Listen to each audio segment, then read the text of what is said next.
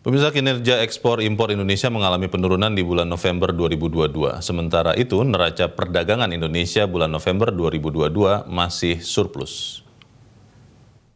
Badan Pusat Statistik BPS mencatat nilai ekspor Indonesia bulan November 2022 mencapai 24,12 miliar dolar Amerika atau turun 2,46% dibandingkan ekspor Oktober 2022. Sementara, jika dibandingkan dengan bulan November tahun lalu, nilai ekspor naik 5,58%. Penurunan ekspor November dibandingkan Oktober dipicu turunnya ekspor migas hingga 11%, dan ekspor non-migas juga turun 1,9%.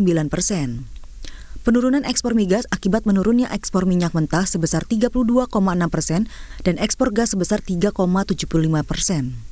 Sementara penurunan ekspor non-migas terbesar terjadi pada lemak dan minyak hewan, nabati yang turun 16,6%. Nah, pada tahun 2021 dan 2022, pertumbuhan ekspor bulan November memiliki pola yang sama bila dibandingkan dengan kondisi Oktober, yaitu mengalami penurunan secara man-to-man. Nah, berikut kita lihat penurunan ekspor non-migas sebesar 1,94% pada November 2022 terhadap bulan sebelumnya karena peran beberapa komoditas. Yang pertama adalah lemak dan minyak hewan.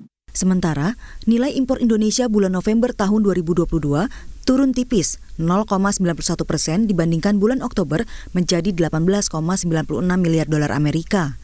Sedangkan secara tahunan, nilai impor turun 1,89%.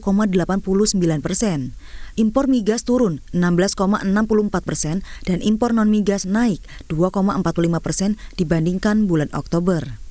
Penurunan impor non-migas terbesar terjadi pada serealia yang turun hingga 25,28%.